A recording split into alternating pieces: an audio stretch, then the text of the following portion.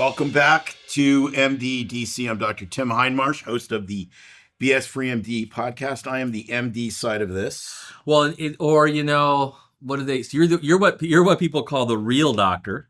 Well, because I am, and then I'm the. I don't know what that makes me. The pretend doctor. Yeah, I don't know. Okay, am I real? Touch me. Yeah, it's kind of plastic. Okay. Yeah, so then I'm the chiropractor, and this whole thing has happened because whether it's true or not, there seems to be this division, right? But there's real stuff in there. So I don't want to say it's BS, not to tease on your name of BS Free MD, but there are differences of opinion. There are different approaches, right? And we thought that would be valuable to beat it up a little bit, bat it around. And what do you think about it? No, I think it's great. But I love the MDDC idea because we want to make sure that you're on the highway to health. Not man. Other highway. I don't know how good of a doctor you are, but maybe like a good marketer or a good. I miss my calling.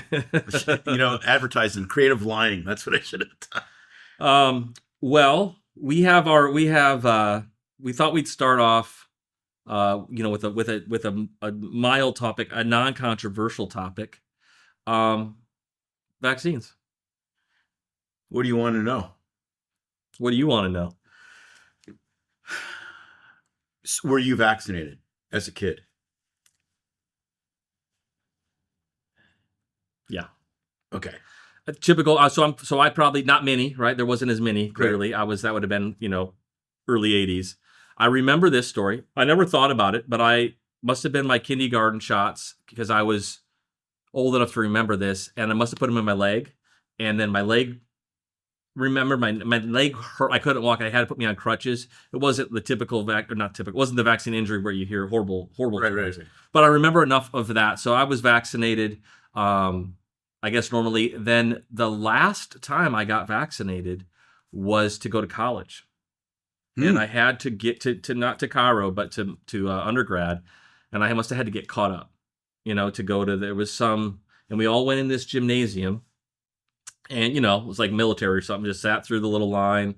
I don't know what I honestly had to get, but I got whatever they gave me. And I went that night, I went out with some buddies and we had a few beers.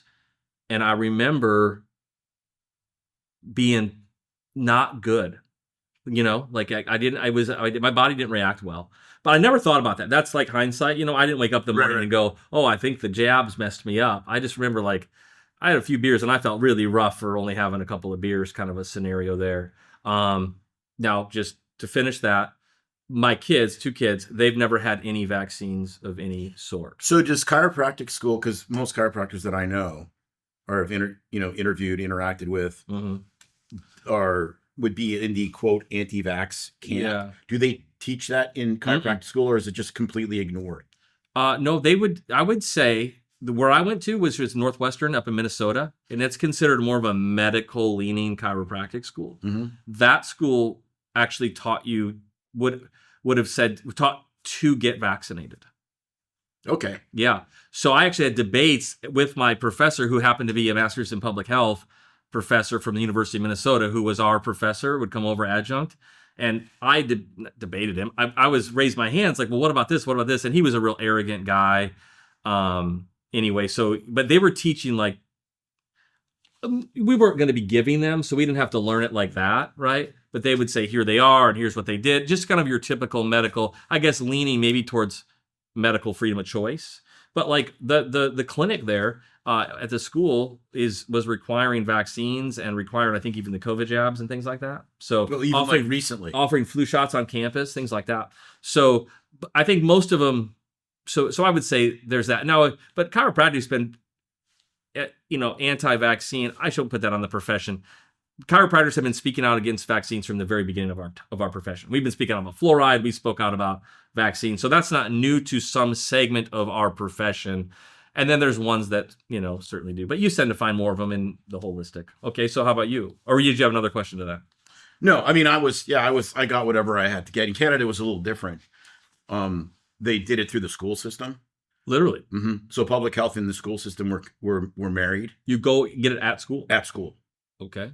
which if you actually believe that vaccines are one of the greatest, if not the greatest, healthcare endeavor you can participate in, then that's the way to do it. Like, honestly, like, why would you go to an expensive extra pediatric visit. practice, make kids scared of the doctor because they're associating the doctor with the needle and all that. When you hate school anyway, so you might as well just job them there. But you have a Plus socialized medicine, or more socialized, so no cost. Oh yeah, like if you missed early vaccines in kids in Canada, they sent a nurse to your house. Straight up. Yes. And that wasn't. I mean, that was like 20 when I was living there, which was what, 30, almost 35 years ago. And they almost looked at us like doing a service. It wasn't even mean. It was like, oh, well, you missed. Sorry, we'll come to you. Yeah, yeah. Okay. All right. So I'm totally comfortable, and I don't like the term, but I do not mind the pejorative of being called anti-vaccine. I'm okay with that. So my kids have never been vaccinated, doing fine. I think that there's better ways to deal with infectious diseases primarily than trying to do what vaccines claim that they do. And so I don't think that I think the approach, not the idea of a little bit of something to stimulate the nerve system approach. I think what we've done with the vaccine industry and is not delivering on its brand promise. And I think it's causing more harm than good. Yeah, I think that I would agree with you now. I wouldn't have agreed with you 5 years ago. Yeah. So COVID for you was the game changer in that. Yeah, well, COVID, and then we started the Dopey podcast, right? And then we started interviewing people that we agreed and disagreed with. The first being in that world was Paul Thomas. Yep. Who, wrote a he was not even an anti-vax book. I mean, it was a vaccine questioning book, and the state of Oregon took his medical license away in 4 days. And I said to Paul, I've only, you're only the third person I've like met personally that's lost his license. The other two, one was essentially sexually assaulting nurses, and the second failed rehab for methamphetamine abuse twice. And Paul was just giving them, he was not even giving vaccines. He was just freedom. He was 100% freedom. So he had people in his practice that were 100% on the CDC vax. This is what I want. And then, this was back when hippies didn't vaccinate. Now they're the first in line. Right. And, this is Portland 20 years ago or whatever. When, I don't know. I mean, he was in practice for a long time, but, and so he had people that were like zero, and he's just an observer. Like he had absolutely no, dog in the fight. And he's like, how come all these kids that aren't vaccinated, I never see them. Like they're not sick. Right. So he did a retrospective analysis. He took billing codes and looked at it and said, okay, he had like 300 kids in each arm. So reasonably robust, at least to ask the question. And, 20% less autism, 30% less asthma, whatever the numbers were. And he was, and he's like, and plus they just didn't get sick. Mm-hmm. They didn't come in. Now, there's biases in there. There's confounders. Sure. People that aren't going to vaccinate are probably going to put up with the sniffles longer than somebody else, et cetera, et cetera. But enough to be interesting. Enough to get peer reviewed, to get published, and then of course get pulled because it went against the vaccine industry. So then he writes this book, which was, his license was still intact. He writes this book, I think it was the Vaccine Safety Plan or something like that. And he's like, well, maybe we should space out the shots. Maybe we shouldn't be giving it. And that was 4 days. 4 days. The guy that I used to work with that was, abusing staff took 3 years. So that makes, that made me scratch my head pretty hard. Yeah. And that was kind of starting to wake you up a little bit to it, or just ask the questions? Or like the COVID vac, I was completely off team COVID vax very early. Yeah. And the reason was my wife and I were both working together at that time. We were in a really busy urgent care, and about 2 to 3 months after the COVID vaccines were pretty much in widespread use, we saw all these side effects. You were seeing them in front of your face? In front of our face. People with their arms swollen for 5 months.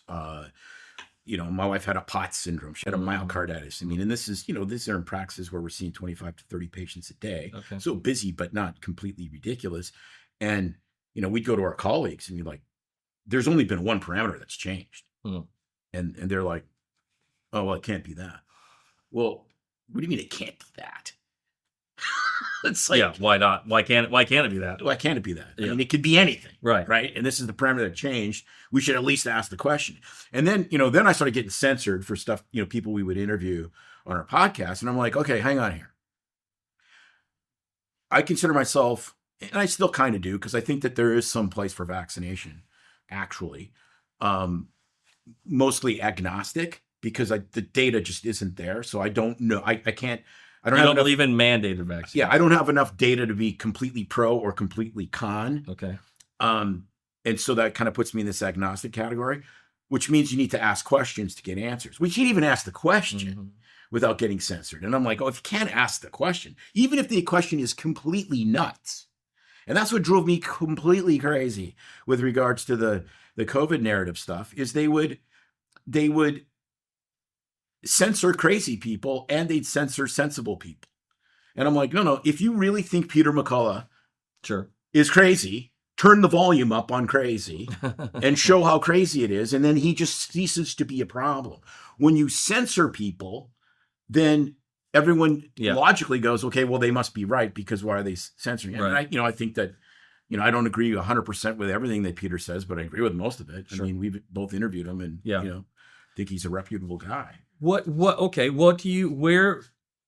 it comes to vaccine, where do you think are some reason, what in your world, what do you think is good ones? Or maybe that's the wrong way of good ones. What are ones you think that? Well, in the North American vaccine schedule, I don't know, because believe it or not, when you actually go down the rabbit hole, it's some of the worst science that we've ever done. There's no good, the long-term follow-up doesn't really exist. Placebo control doesn't really exist. We base modern vaccine science on, years past, which I don't think is necessarily reasonable. I think what gives me pause, if you listen to if you've ever listened to any or read any of Peter Abay's stuff, Guinea-Bissau, where they went into it's the closest you're ever going to get to an actual laboratory for vaccine science. And they went into Guinea-Bissau, which was entirely unvaccinated, overcrowded, and very impoverished, malnourished, like all of these bad things. And they showed really good evidence that the old school attenuated measles vaccine, essentially the live virus measles vaccine, not only prevented measles, it decreased all-cause mortality. So these kids that got that vaccine not only didn't die of measles, they didn't die of other infectious things later on in their life. Exactly. In Guinea-Bissau, not in Orlando. So, but it tells you two stories. It tells two tales. And the first tale is vaccines can do good things, because we can show that. They can affect a chosen metric. Yes. But that metric, when you do, there's hardly anything in medicine where you can really show good, tight, all-cause mortality data that is beneficial. Right. And that was. So I'm pro-vax on that one. The other thing it showed, which was really, really fascinating, that no one wants to talk about, is vaccines do things other than prevent the disease that they're injected for. In a good way? We don't know, because we haven't studied it way. Yeah. Some good, some not good. They're also the people that got the original DPT vaccine pulled, because it killed little girls at a higher rate than little boys.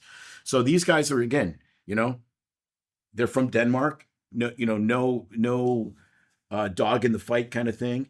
And they believe in vaccines, but they believe in appropriate vaccines for, appropriate situations. Do you think, okay, so here's my response to some of that, which is, in this where I get frustrated. When we're only asking, it seems to me that when we're only looking for vaccine solutions, like happened with COVID, right?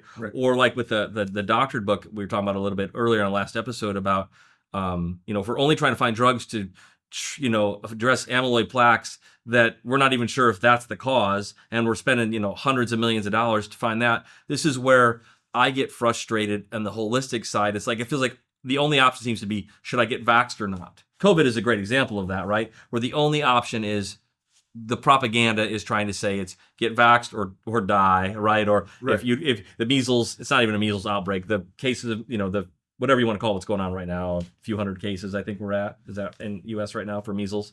Something like that. Yeah, I think it's around 200. Typical-ish in a year, every few years, it seems like, I guess that happens. And so my point being, but then everybody's talking about it again, and it's again virtue signaled as if you're not going to get vaccinated for the measles, you're a bad person, you're going to spread it. I think there's so many misses in the vaccine conversation based on assumptions that the science doesn't really support. Maybe that study you're talking about in that one instance, right? But not in our childhood vaccine schedule. But that vaccine isn't even available anymore in the U.S. or anywhere. I don't think it's available anywhere anymore. And the reason is it's essentially a live virus vaccine, so it causes measles related, just like the oral polio vaccine, right, especially according to Peter Abbe and his wife, is one of the three that they look at affecting all-cause mortality, which is the old school measles vaccine, the oral polio, which is a live virus vaccine, and BCG, which is a tuberculosis vaccine, which basically has nothing to do with tuberculosis when they studied it. It has everything to do with it bolsters your immune system in some ways. They actually studied it in COVID, believe it or not, of giving the BCG vaccine because it seems to have this positive, immune effect. And what Peter says, to borrow his words, which I think are just brilliant, he said, in Western medicine, we're on a seek and destroy mission. It's like, take a vaccine, don't get measles, take a vaccine, don't get rubella, whatever the case may be. He goes, instead, what we should be asking is, how do we get the most robust and healthiest immune system? So, amen, right? So if that's the statement, I would say, for me, my Ben Rawl personal approach is live in the world, be exposed to things, the billions of germs around, and I'm comfortable with that risk. Yeah, I think that's a rational risk to take. Where it gets challenging is, again, you're dealing with pediatrics, and there's some stuff that's truly, like, I look back at it now and I'm kind of stunned with this country as I am, that I never kind of I question chickenpox right off the bat. I'm like, why in the hell are we, because that vaccine, that one came into being as I emerged, as I was, you didn't have it as a kid, you had chickenpox naturally, correct? Yeah. As I, emerged from the womb of medical training and, was a baby doctor, I'm like, why are we vaccinating for this? And literally, it was a faith exercise. Oh, because 75 years from now, these kids won't get shingles. Mm-hmm. And I'm like, what? But we don't know. We're not going to know, yeah, but we're doing it. I mean, that was just kind of crazy. The one that's even crazier, though, is a hepatitis B vaccine on a 1-day infant, when you know the hepatitis status of the mother. If you don't know the hepatitis status of the mother, she's had no care, blah, blah, blah. There's, that's rational. Conversation. But like my wife, who... She's not here to defend herself. No, but I mean, I don't think she was sleeping around, and I know she wasn't doing IV drugs, and, she got a test to show that she didn't have hepatitis before, when she was pregnant. So again, like, why are you giving a 1-day-old? And I think this is where, and our friend like Dell has talked about, a lot of people talked about it, which is like, and then what happened with COVID, that just erodes. So I have a philosophical problem with it, just in the approach to that. I'd just rather deal, my immune system that God gave me, I'm okay building that and naturally, and I don't feel like the risk of, because even if you wanted to say, and we use the base studies as an example, even if you wanted to show, if you told me tomorrow, and I don't know, I'll ask you too, if you said, hey, there's this new vaccine, they actually studied it against a placebo, against this, and it helped with all-cause mortality, and I'd still just say, I'm good. Even if the science was real. I'm just not interested. That's just not my approach to health. So just because something might show something, I still am like, well, that's fine for that person. I'm just okay now. So you wouldn't take a yellow fever vaccine if you're going on a mission trip to a yellow fever endemic area? No. But I'm pretty hardcore like that. Like, and this is where I stand. I say, and I think that, well, a couple things. You might like me, but I don't think you care about me that much, right? Like, if I die, I die. Right. Well, yeah, but it's your choice. Yeah, that's what I mean. You're okay with me having that choice. Yeah, I'm okay with you having that choice, and I'm also okay with Me potentially dying. debating and thinking it's dumb. Yeah. I mean, I come from action sports, right? I've watched lots of people. I witnessed 2 recreational fatalities by the time I was 45 years old. Live. Yeah. And people make really dumb decisions sometimes that kill them. Mm-hmm. Should you still be able to do that? I think so. Mm-hmm. That said, it's pretty freaking devastating when somebody makes a dumb decision and dies. Yeah.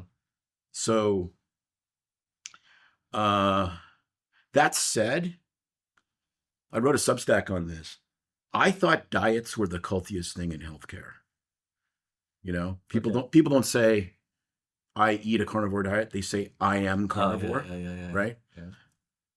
And until this whole vaccine debate started boiling over with COVID and then into the childhood vaccine schedule, and I'm like, vaccines are way cultier than diets.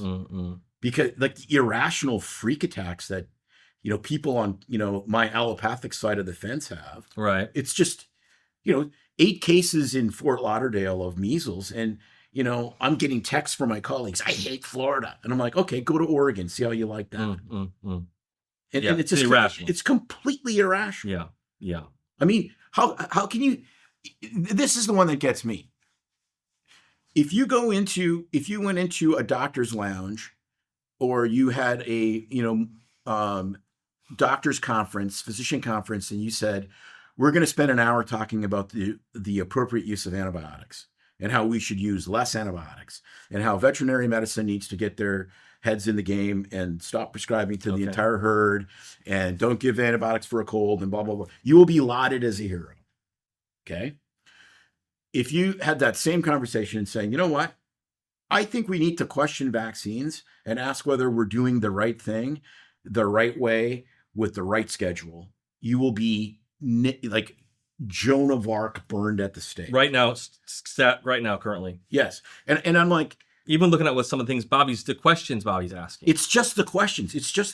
And that's the thing. Like, you interviewed Sabine Hazen, and I consider her a friend of ours. And, she's seen, you take antibiotics, it affects your microbiome. But you take vaccines, it affects your microbiome. So vaccines are doing things that emerging science is showing us aren't necessarily good. Well, that means you should be questioning them. Yeah. And it's appropriate to question. But yet it's somehow you're all in or you're all out. Yeah. That doesn't make any sense to me. Yeah.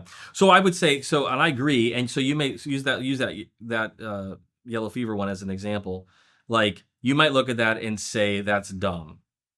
And I would look at that and say, I don't think we've been able to ask the right questions. And so I'm still not impressed enough or trusted enough, right? And that maybe in that world could be seen as like a religion or a cult.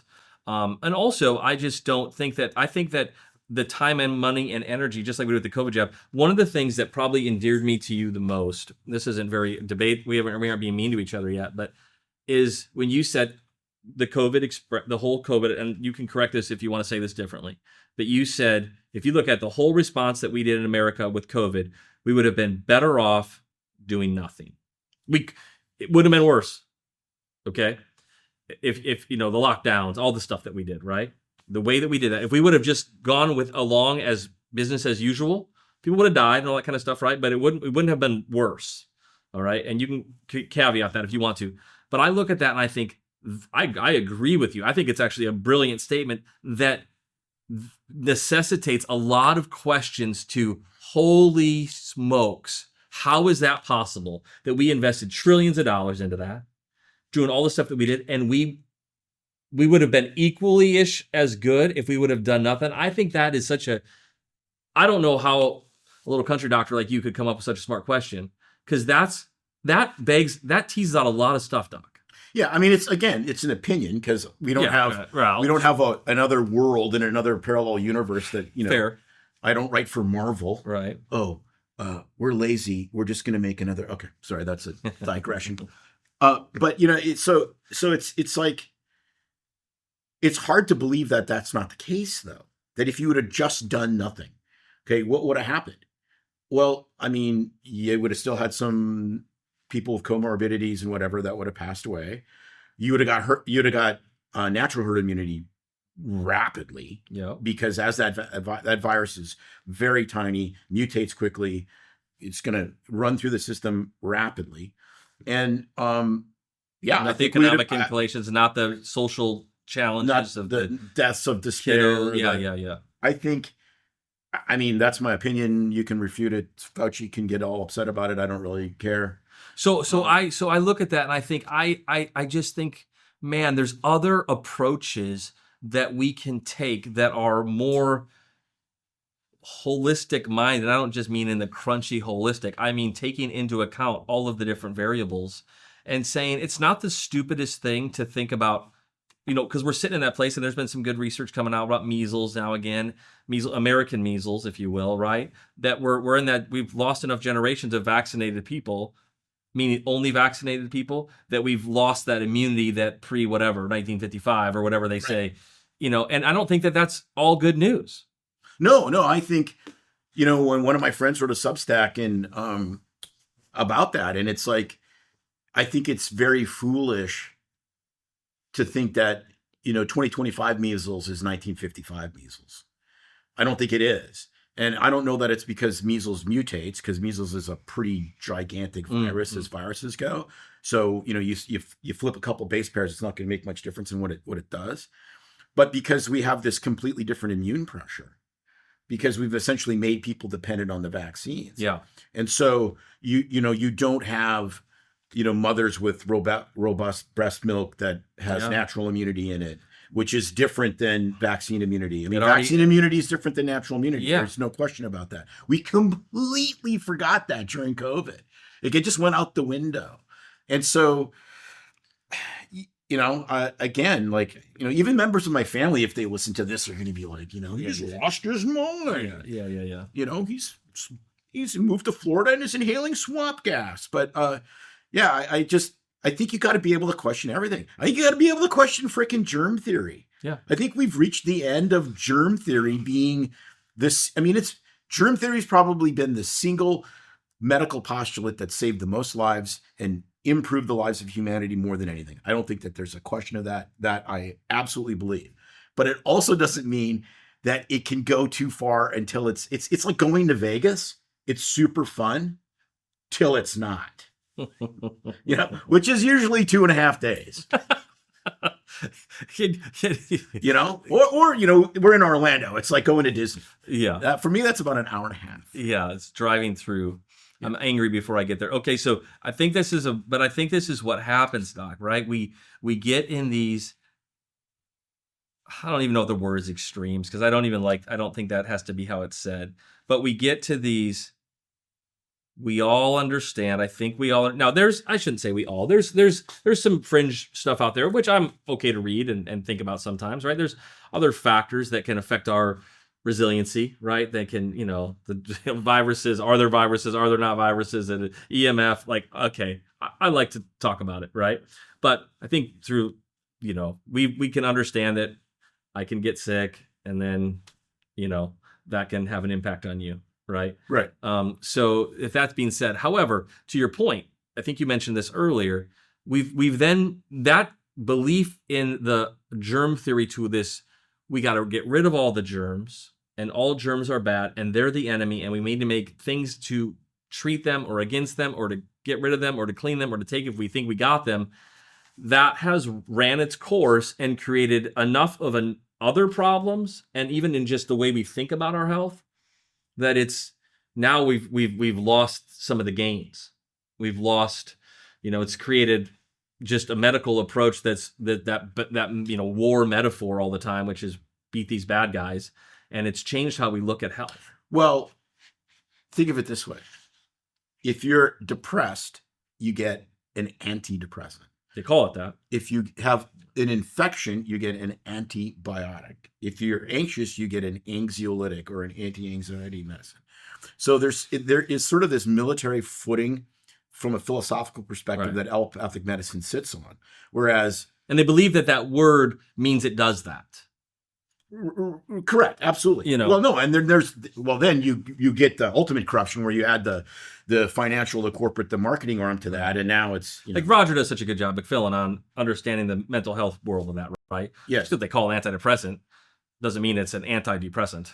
Right. You know, but just the whole concept that everything is anti something, right? Like it's what we talked about, Peter Abbe. It's the seek and destroy mission, right? Everything is it appears in Western medicine as a seek and destroy mission, rather than it's an enhance and get out of the way. Give your body what it needs and then let it do its thing. And we need way more of that. Like there's a time for chest tubes and intubation and all of the good ER stuff and all of that. But when you think of the quote of only 3.5% of health is contributed by healthcare. Yeah. And we spend 20% of the national, output on healthcare. That to me says you're getting ripped off. Yeah. Okay, here's one. Let's do this. We'll do these questions. One is what do we think each one of us thinks maybe the most ridiculous thing in our camp that, making fun of ourselves, and then maybe we'll maybe say what do we think the most ridiculous thing of each other's are. Does that make sense? Mm-hmm. You gonna go first? I'll go first. Okay, of your own? Yeah. Okay. I think the concept behind preventive medicine is insane. For allopathy? Yeah. Or the whole concept in general? No, I think that prevention is great. Okay. But I think that using this unbelievably high, like unbelievably expensive, amazingly highly trained people as physicians as prevention tools is just silly. It's like using a $500 electric impact wrench as a hammer when you need a hammer. Right. Right. I mean, most of prevention is, virtually all of prevention is a roofing hammer. You're framing a house. You get up at a certain time, you have good relationships, all the stuff we've talked about. That said, as much as I think that's my biggest pet peeve, I'm alive today because of preventive medicine. I have a family history of colon cancer. I had precancerous polyps. I have kept up on that. And clearly by the age I am now, when I would have colon cancer, and I'd probably have metastatic colon cancer and be dead. So it's not that... Without colonoscopy. Without colonoscopy. But if you look at a lot of the other preventive stuff we do, or this idea that you take a medicine to prevent something, all of the hypertension industry is not, gee whiz, why do you have hypertension in the first place? It's you have hypertension, take it so you don't have a heart attack. So again, I'm not saying don't take your antihypertensive medications by any means.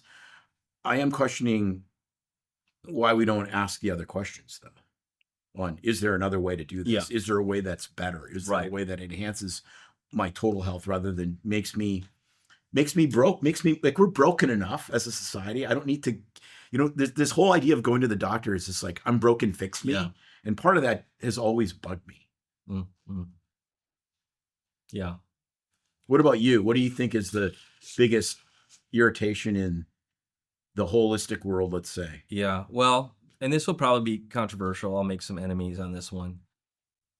I've said something like this before, holistic healthcare, I'll use chiropractic, that's my degree. Chiropractic's not good because allopathic sucks. Okay?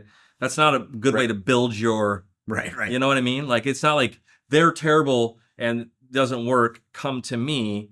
I don't think that's a good argument. Okay?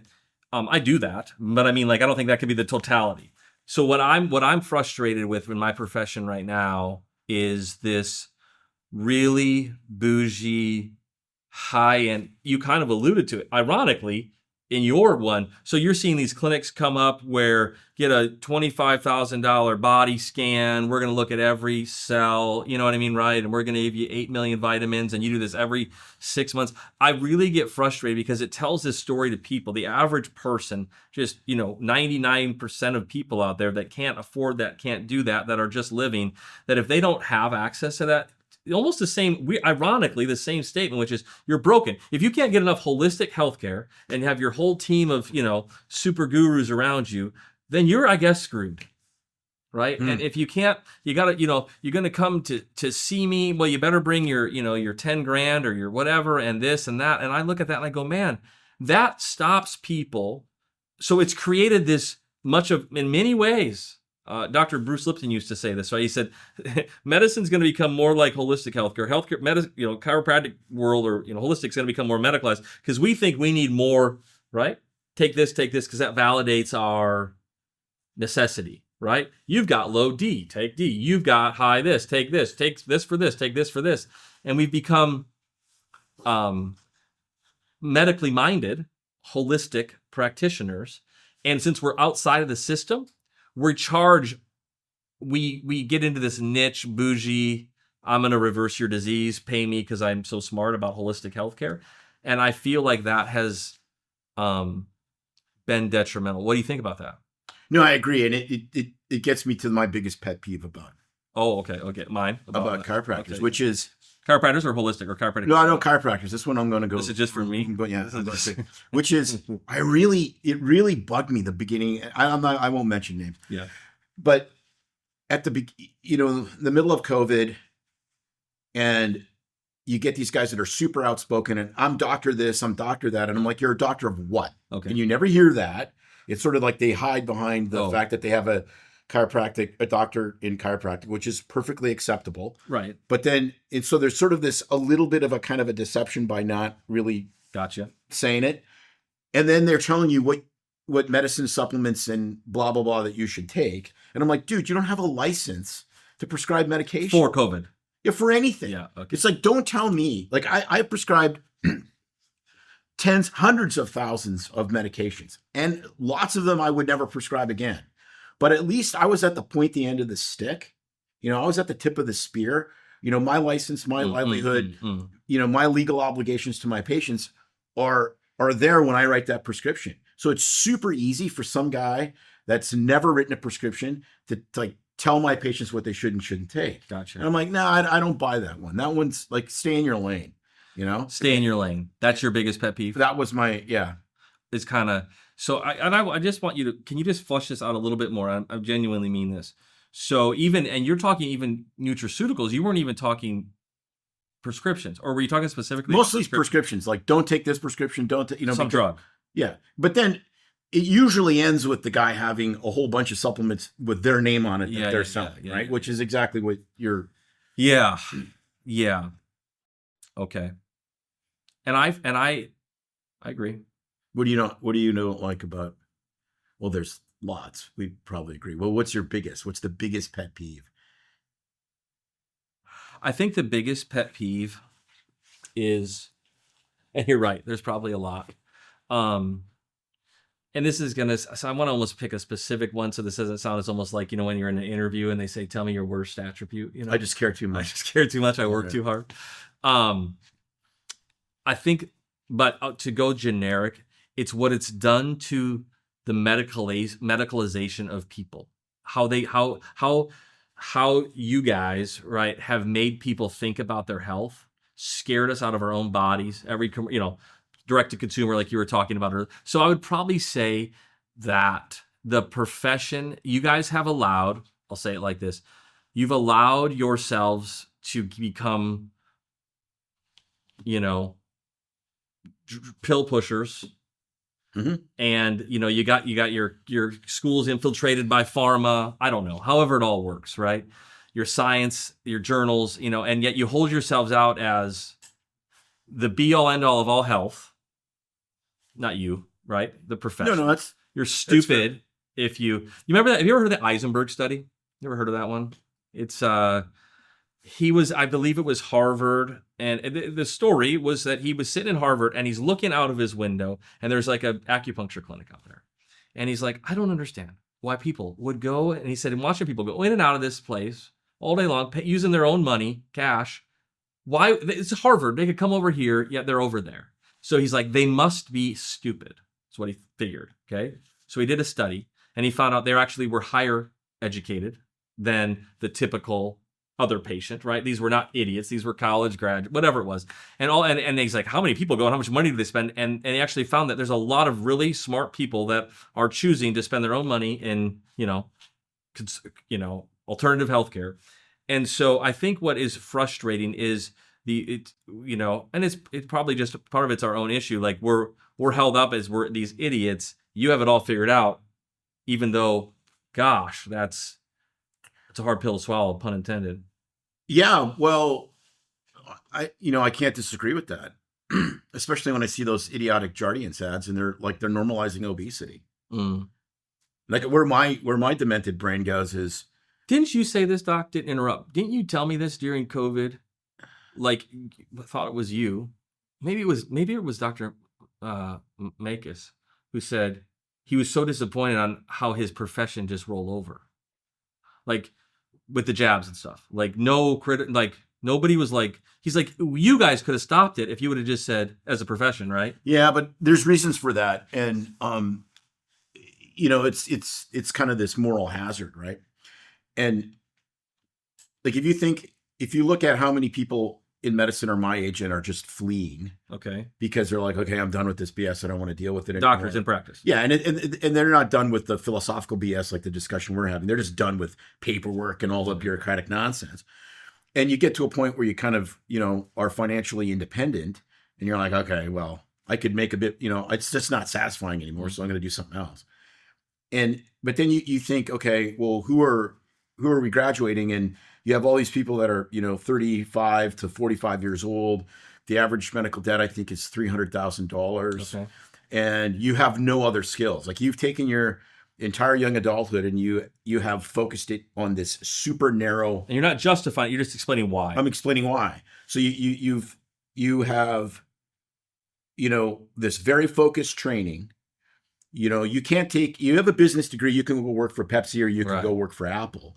You have a medical degree, you can, and then, you add a specialty to that. So now you're 10 plus years after high school, you're $300,000 in debt. Depending on your specialty, one job you can do. You have a job. Yeah. You have one job that you can do. And you got to, a lot of specialties will pay you $500,000 a year. What are you going to do? Like how many people are going to go, yeah, I finally realized this is BS. I'm just going to, go to work at Starbucks and never pay my loans off. I mean, I get it. And so, and you see it again back to vaccines. Like if I question vaccines, why is there such a almost violent response? What? Why? I didn't kidnap your kid. Like we should be able to have a dialogue about anything. So why do you think that is? Because it threatens the entire paradigm. That's what I think. It's not that it just threatens vaccines. It threatens the entire medical paradigm. If vaccines have been held to the highest level of the canonization of medical scripture, that if that's wrong, what else is wrong? And I think that's the terrifying part. For them. Because we had pediatricians. I've heard this from tons of pediatricians. If you question my judgment about vaccines, the most studied and most robust data in the history of mankind, then why would you ever take my advice about something we don't know about, like pediatric cancer? And I'm like, well, you've never looked into the vaccine. I used to say that until I actually read about the vaccine studies and how stuff doesn't exist that we thought existed. Yeah. I mean, it's just, so I think that's what it threatens everything. It's like leaving, it's like leaving your faith. That's a painful experience for people. Coupled with actually, in this instance, pretty much your livelihood and a good livelihood. So it's even got that initial pressure just leaving the faith, coupled with actually your livelihood and your 10 years of your life that you've spent, on that. So as we kind of maybe kind of wind this down, or we'll pretend like we're going to wind it down. You said something either this episode or last, something. Here's how I remember it. A lot of it is just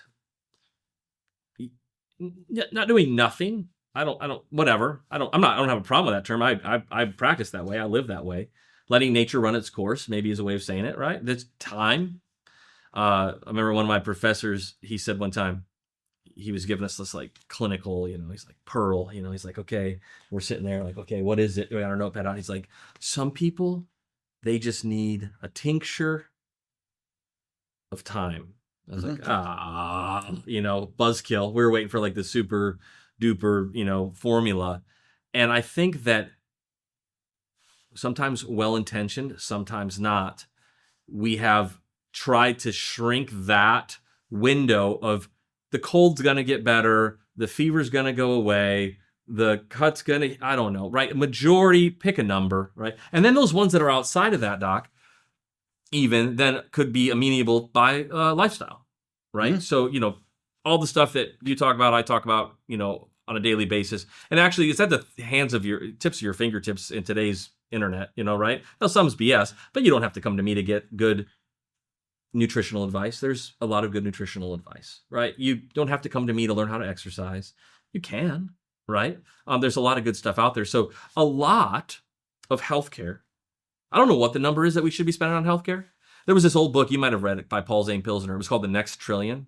And his argument was, we're not going to get rid of traditional medicine. There's just going to be a wellness industry that will come up beside it, right? And that's what he was calling the next trillion.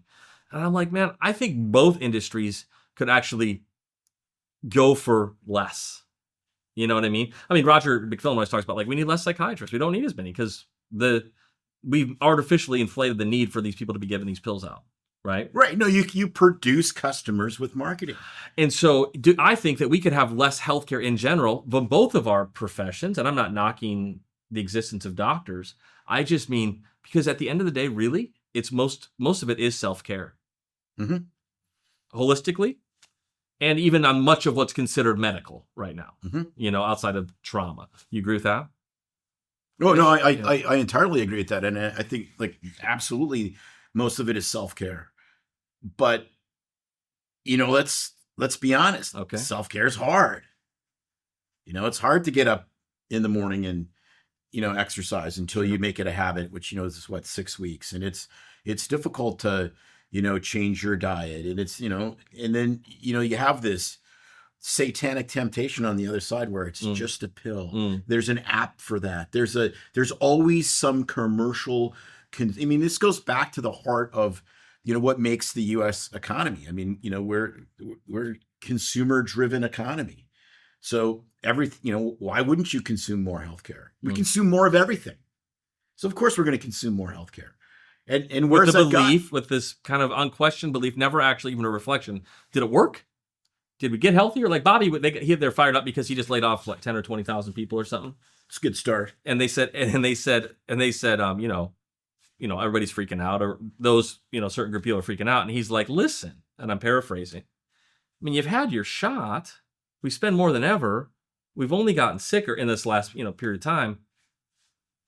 We're going to need to try something different here. Well, no, but I've said this, I don't know how many times on the podcast. If you actually believed pharma advertising, we should all have 6-pack abs, sleep like babies, be super happy, and, take our Xiaflex and have ramrod straight penises, right? I mean, but we're not. We're fatter, sicker, and dumber than we've ever been. We're less happy. So something's wrong. Something's amiss. Somebody's lying. Right. That's, just the inability to have the big picture. And it goes to everything. It goes maybe to the heart of man, right? It's like, you get a new car and it's super fun. And then it's like, well, I need another hit of dopamine to get another. And it's just like, whoa. If you actually look at that, it's like, okay, am I really changing my life for the better? Am I really getting healthier? Am I really? And I think a lot of people just get so spun up, so distracted. I think the greatest power of the devil is not necessarily temptation, it's distraction. And then we don't sit down, we don't sit in those quiet moments and just ask, okay, where am I going? What do I believe in? About anything. It's just consume like locusts. And you corporatize healthcare, you advertise, you market it, you're going to get exactly what we have. So it's culture that has to shift. And I think it will. I think Bobby is a cultural phenomenon, honestly. And I can't in the sense of the true definition of that. Yes. It's a zeitgeist. It's a shift. It's a watershed moment of right. And it doesn't matter. It does not matter if he gets everything he wants done, because he won't. And it doesn't matter if Trump gets everything he wants done. It won't. It's a cultural shift. There has been a cultural shift in healthcare. There's no question about that. And COVID did it. We should be on our knees thanking God for the benefits of COVID. I mean, I not to make light of the people that we lost and the, the terrible crap that government did to us. But I mean, that was a big wake-up call. There's a couple of things come to mind. One is I always love the quote, there's nothing more powerful than an idea whose time has come. And I think that's partly where we're sitting. I mean, we can't put the toothpaste back in the bottle. Like people talk about Maha, is it going to fall apart, this, that, and this things that happen when anything's happening. And I think my answer has been, I don't think you can stop it even if you wanted to. It's just too many people are asking too many questions now. There'll be some messes, there'll be some disasters. One of the things that I've appreciated seeing, like you just brought up with people that have passed away as one example, and I've seen and we've talked about this, some of the people that talk a lot about food and stuff like that out there, right? But there's occasionally they'll say things that I generally really agree with, which is like, why are we if we're worried about 200 cases of measles, okay, how are we not worried about 60% of our kids obese?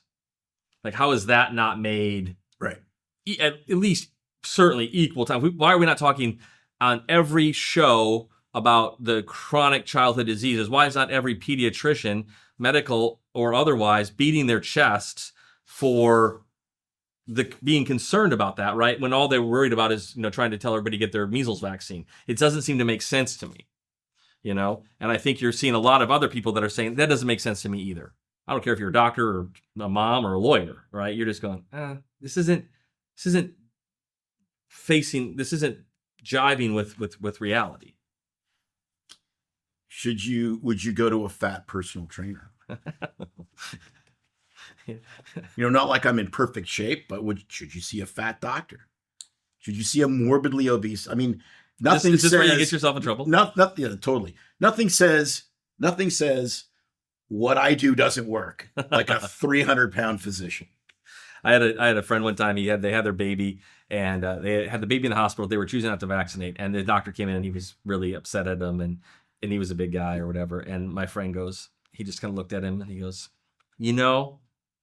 I think you and I have very different definitions of healthcare.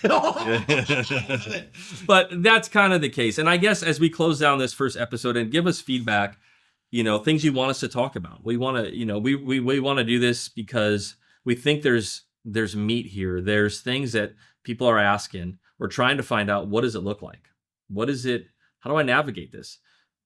On both sides, maybe you're given the okay for people to ask questions that are maybe more allopathically aligned. People are, that have been scared of chiropractors or holistic, and they think that's all just snake oil salesmen.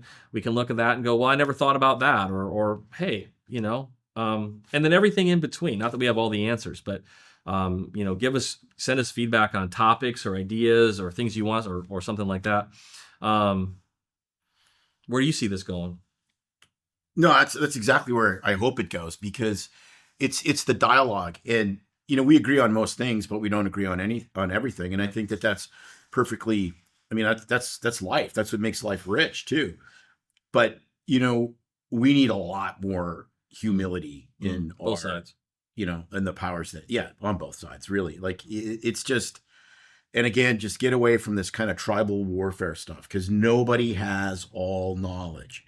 Nobody has. I mean, we have lots of people in the holistic world that think they do. We have lots of, I love what Sean Baker says about longevity medicine. He goes, when you have somebody that's 150 and knows the answer, I'll listen to him. Otherwise, you guys can just, you're just selling stuff. And I have no problem with selling stuff, but I have a real problem with dishonesty. Well, is this like you said, what did you say earlier? You're talking like, was it, you said, it's preventing shingles when you're 75. Well, I'm not going to be able to prove that until everybody's gone, and then you say, oops, sorry, it didn't actually, right? Right. So if I'm going to sell longevity, and I guess you didn't die, well, bad luck, sorry about that, right? Yeah, it's just and don't be scared to ask questions of anybody, and you'll learn a lot about who you can trust if you ask questions. Again, with humility, don't not gotchas, not whatever. but just, hey, how does this work? I don't understand. And if you see frustration and whatever, then you know that they don't understand either. Yeah. Well, I know we were joking, about, I don't even know if you'd call this a debate. I mean, even with the best of intentions, two guys that aren't afraid to have a debate, even when we just sit down and talk, it's like it doesn't have to even get that contentious because we're just talking about it. Right. Right. And even though we both are, guys that are not afraid of that, it's like I can't even really muster it up because we're trying to find answers. Knowing we don't have all the answers, knowing we're not going to probably get all the answers. And if that lets people like you watching and going, well, if these two, for whatever it's worth, these two guys can hopefully be humble enough. And I guess my kind of closing words is, you said, don't be afraid to ask questions. And I would say also just don't be afraid in general of health and healing. Like, you don't have to feel like just because you can't have access to the guru and you don't have $10 million and you don't have the greatest XYZ, you still have pretty amazing God-given health that's doing a pretty darn good job most of the time, right? And there's a lot of things in your own bucket, in your own list that you can do on your own. And so this isn't about trying to help you get the super answer and I'm going to get this vaccine and not this one and I know this and I use that. No, maybe. So some of you, that's going to be the navigation. But a lot of this is just trying to get you to, maybe see a different perspective on healthcare from people that are pretty committed to their professions or committed to their patients at least, right? Mm-hmm. And willing to stick their necks out there. The other thing is, and we had a guest, and then I think you have her too, it's just, don't lose perspective. I've been saying this a lot lately. I don't know why, but like, in the meantime, just get on living. Mm-hmm. You're good at this. What's your guys' foundations at BS Free? Fun, but what's your... Oh, the 4 Fs? Yeah. Faith, family, finances, and fun. Right. And you have to have all 4, but they also have to be in the correct order and they have to be balanced. I always tried to hit the fun part sometimes too much, and then the rest suffers, right? But because let make no mistake, we're all going to die. Mm-hmm. Right. And so this isn't about you might be watching this and go, oh, I'm going to listen to Doc and he's going to have all these secret, good insights for me on health. Like, listen, at the end of the day, I joke around. It's like, Lazarus raised from the dead, but he died again. All right. Like, he eventually died. Like, so this thing does end. And it's really more about, I'd honestly rather spend more time talking to people about how they're going to live and what they're going after and their families and things like that. Enjoying every minute. We've all lost friends and people we care about and people too young and things like that. That don't miss that in the midst of this. Don't spend so much time trying to not stay healthy. Just go live your life. Like, somebody was talking today about their grandparents, like, think she lived to be 103. She goes, and they never talked about their health. Like, they just... Right. I went to Daytona Bike Week a few weeks ago. Okay. And I'm walking down Main Street in Daytona where they have the, all the bikes and the bars and the whatever. And you see these like morbidly obese guys smoking a cigarette with a beer in their hand. And I looked at my wife and I said, this is like an anti-longevity conference. It's like, I'm going to smoke, drink, be fat, and ride a motorcycle without a helmet.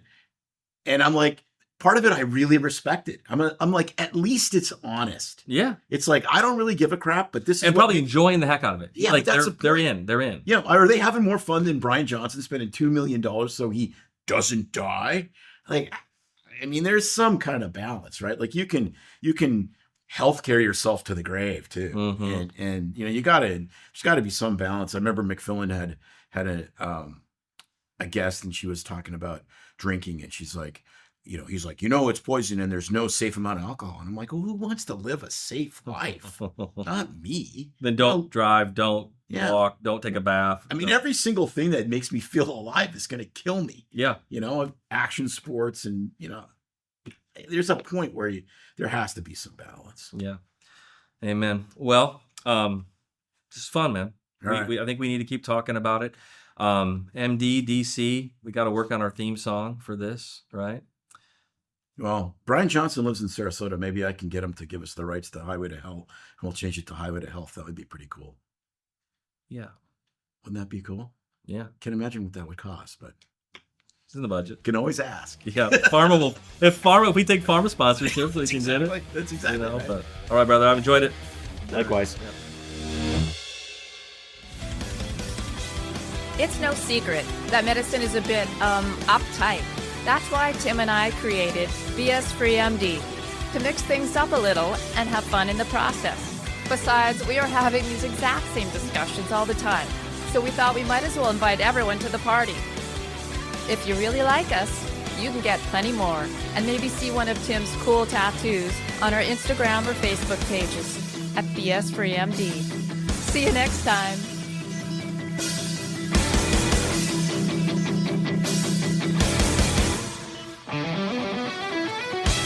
But we try to keep BS3MD as raw and real as possible. We can't be held responsible for any medical decisions or discussions had as a result of what you've heard on the show. We know, bummer. But the truth is, we really do care about your questions. So feel free to reach out to us by email at doc@bs3md.com.